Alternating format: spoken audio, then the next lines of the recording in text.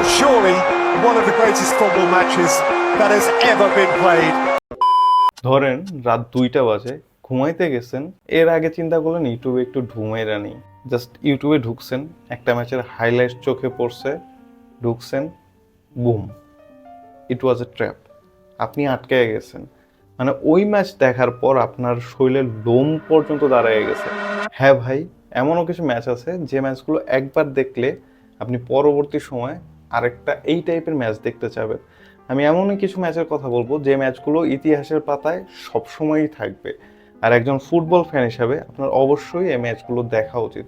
দেখে থাকলেও আবার দেখা উচিত। যতবার দেখবেন ততবার আপনার শরীরের লোম দাঁড়িয়ে যাবে। চলুন শুরু করা যাক। প্রথমে বলবো এসি মিলান ভার্সেস লিভারপুলের চ্যাম্পিয়ন্স লিগ ফাইনালের কথা। হয়তো ফুটবল ফ্যান হিসেবে আপনি বুঝে গিয়েছেন 2005-এর সেই ফাইনালের কথাই বলতেছি। এই ম্যাচটা অনুষ্ঠিত হয়েছিল আর্তাতুক অলিম্পিক স্টেডিয়ামে, যেটা ছিল ইস্তাম্বুলে 25 মে 2005 সালে। ফার্স্ট হাফে মিলানের স্কোর লাইন ছিল 3-0। মিলানের পাসিং, মালদিনির লিডারশিপ আর কাকার জাদুতে লিভারপুল যেন একদম হারিয়ে যাচ্ছিল। মনে হচ্ছিল এই ম্যাচ শেষ, লিভারপুল কোনোভাবেই এই ম্যাচে কামব্যাক করতে পারে না। তারপর কি হলো? 6 মিনিটে 3 গোল, মানে বিশ্বাস করা যায় 6 মিনিটে 3টা গোল দিছে লিভারপুল। জেরার্ডের হেড থেকে শুরু করে আলোনসোর পেনাল্টির গোল, মানে 3টা গোল হয়েছে, 3টা গোলই হয়ে গেছে, জাস্ট 6 মিনিটে 3টা গোল হয়ে গেছে। এবং সর্বশেষে ম্যাচ গড়ায় ট্রাইব্রেকারে। আর এই ম্যাচের নায়ক ছিলেন লিভারপুলের গোলকিপার জার্সে দুদে। তার সেভের কারণেই লিভারপুল ওই সিজনে চ্যাম্পিয়ন্স লিগ জিতে। এটা শুধু কোনো ফাইনাল না, এটা ছিল বিশ্বাসের খেলা। কারণ চ্যাম্পিয়ন্স লিগে 3-0-তে পিছিয়ে থাকার পর কেউ কখনো ওই ম্যাচ জিতে নাই। লিভারপুল এটা করে দেখাইছে এবং বিশ্বাস করতে বাধ্য করছে যে এই ম্যাচও জেতা সম্ভব। আমাদের 2 নম্বর ম্যাচটা হচ্ছে ব্রাজিলের কান্নার ম্যাচ। হয়তো বুঝতে পারতেছেন 2014 সালের সেই ব্রাজিল এবং জার্মানির কথাটা বলতেছি, যেখানে ব্রাজিলকে গুনে গুনে 7টা গোল দিছিল জার্মানি। এখনো মনে পড়লে কষ্ট লাগে ভাই, একজন ব্রাজিল ফ্যান হিসাবে। তারপরেও দেখি, চোখ দিয়ে পানি পড়ে, কিচ্ছু করার নাই। এই ম্যাচ সারা জীবন মানুষজন মনে রাখবে, আর সারা জীবন এই জিনিসটা নিয়ে ব্রাজিলকে ট্রল করা হবে। তো যাই হোক, এই ম্যাচে কি কি হয়েছিল? এই ম্যাচটা ছিল ব্রাজিলের একটা স্টেডিয়ামে, সেটা হচ্ছে মিনেইরাও স্টেডিয়াম।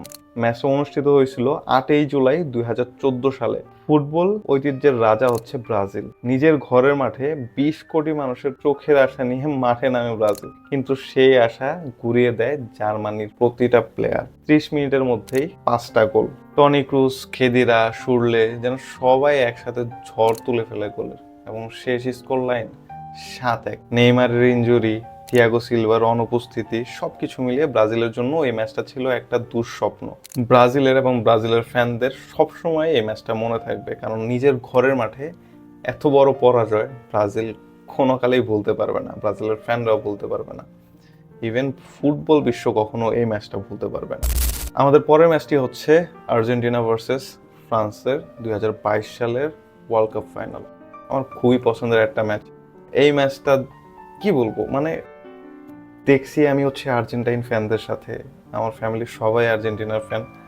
সো অন্যরকম একটা এনভায়রনমেন্ট ছিল বাসায়। আমি ব্যতীত সবাই আর্জেন্টাইন ফ্যান। আর এমবাপে যখন 2 গোল করে তখন একদম বাসা একদম নীরব আর কি। তো যাই হোক, এই ম্যাচটা অনুষ্ঠিত হয়েছে লুসাইল স্টেডিয়ামে, যেটা ছিল কাতারে, 18ই ডিসেম্বর 2022 সালে। এই ম্যাচের নায়ক ছিল 2 জন, এক মেসি আর একজন হচ্ছে কিলিয়ান এমবাপে। এই 2 জনের মধ্যেই খেলা হয়, যেখানে 2-0-তে আর্জেন্টিনা প্রথমে এগিয়ে থাকলেও পরবর্তীতে এমবাপে আবার 2 গোলের সমতায় নিয়ে আসে। শেষে এক্সট্রা টাইমে যখন চলে যায়, সেই এক্সট্রা টাইমেও এমবাপে একটা গোল করে এবং আর্জেন্টিনা আর একটা গোল করে, মানে 3-3 সমতায় আসে। আর্জেন্টিনার গোলকিপার এমি মার্টিনেজ একটা দুর্দান্ত সেভ দেয় লাস্ট মিনিটের দিকে। তো ওই সেভটা যদি না দিতে পারতো তাহলে কিন্তু ম্যাচ ওইখানেই শেষ।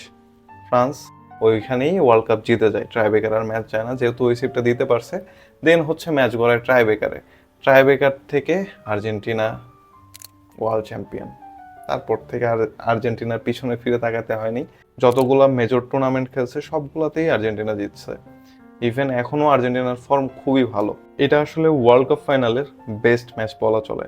যদিও আমি সব ফাইনাল দেখি নাই, আমি যতগুলো ফাইনাল দেখছি বা হাইলাইট দেখছি, আমার কাছে মনে হয়েছে এটাই বেস্ট ফাইনাল। আমাদের 7 নাম্বার ম্যাচটা হচ্ছে ম্যানচেস্টার সিটি ভার্সেস কিউপিআর এর ম্যাচ, মানে প্রিমিয়ার লিগের ম্যাচ 2012 সালে। আপনার কি মনে আছে যে 2012 সালে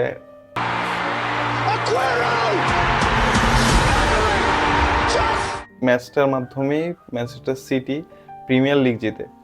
যাই হোক, ম্যাচটা একটু ডিসক্রাইব করি। সেটা হচ্ছে প্রিমিয়ার লিগের এই ম্যাচটা ছিল ইতিহাদে, মানে ম্যানচেস্টার সিটির ঘরের মাঠে খেলা ছিল 13ই মে 2022 সালে। প্রিমিয়ার লিগ ইতিহাসের সবচেয়ে নাটকীয় ম্যাচ ছিল এটা।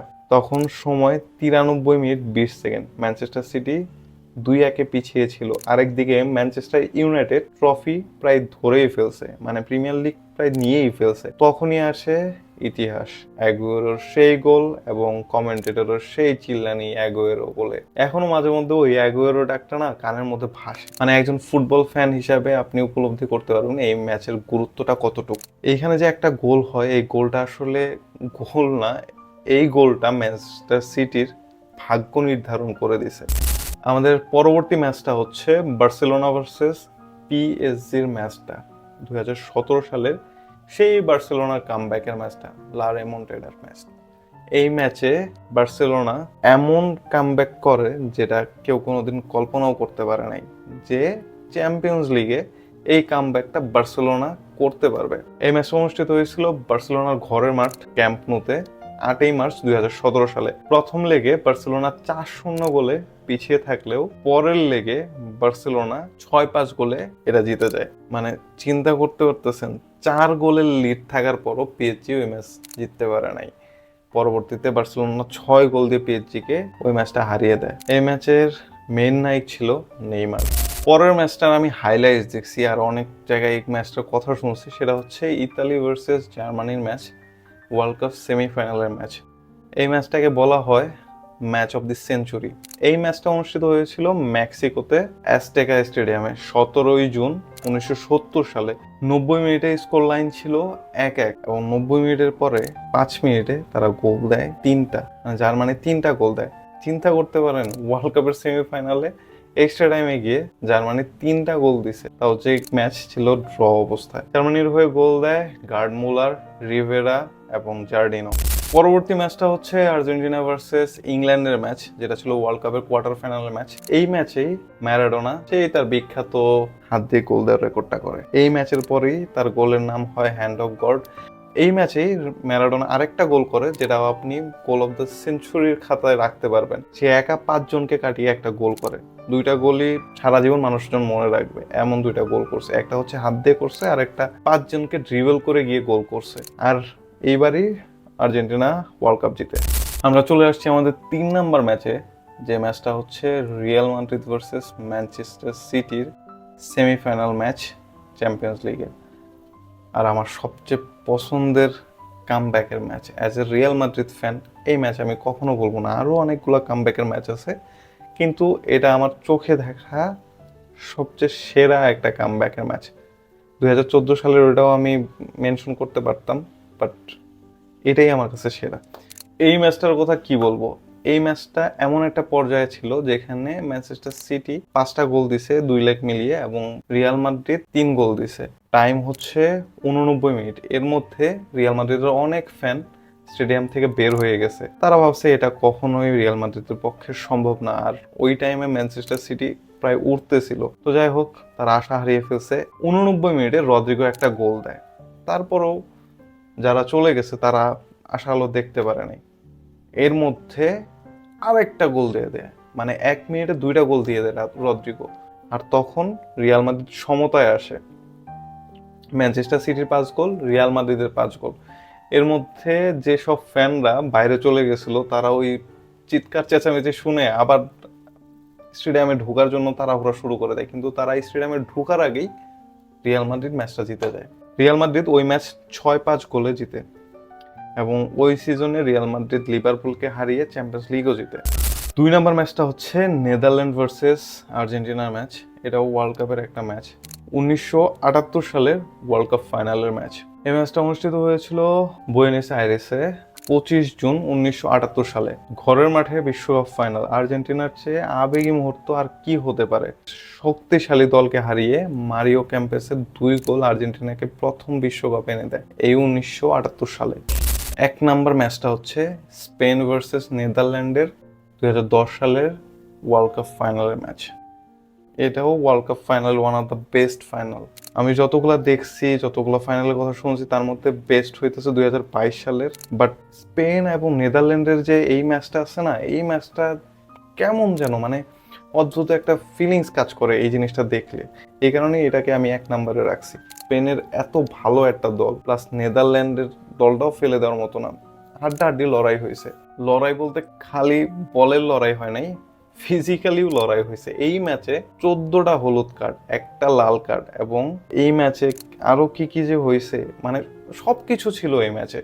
2022 সালের ম্যাচে যেমন শুধু গোল নিয়ে একটা থ্রিলের খেলা ছিল, এখানে কিন্তু শুধু গোল না, গোল ছাড়াও আরো অনেক কিছু, মানে ফুটবলে যত কিছু হওয়া সম্ভব, লাল কার্ড, হলুদ কার্ড সব ছিল এই জায়গায়। দুর্দান্ত সেভও ছিল, দুর্দান্ত গোলও ছিল, সবই ছিল।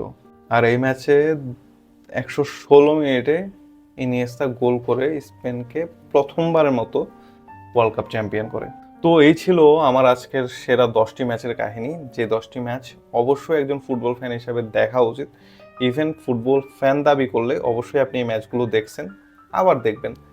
আর আপনার কাছে এই ম্যাচগুলোর মধ্যে সবচেয়ে বেশি ভালো লাগে কোন ম্যাচটা, বা সবচেয়ে বেশি গুজবাম দেয় কোন ম্যাচটা, সেই ম্যাচটার কথা আপনি কমেন্টে জানিয়ে দিতে পারেন। আশা করি আবার দেখা হবে নেক্সট ভিডিওতে।